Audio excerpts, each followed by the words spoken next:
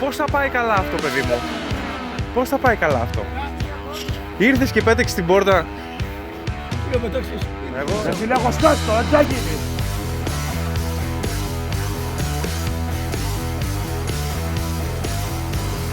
Σωτάρε!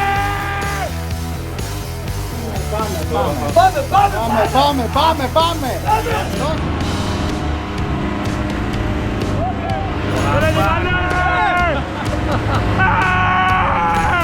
Πάμε για να μας σηκώσει και εμάς, μάνα.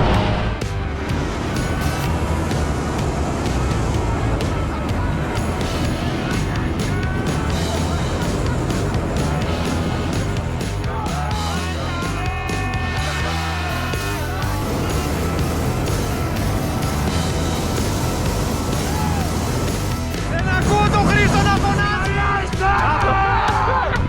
Καλά είστε! Και μίλησε αυτός, άστο. 3, 2, 1. Easy boys. Easy boys.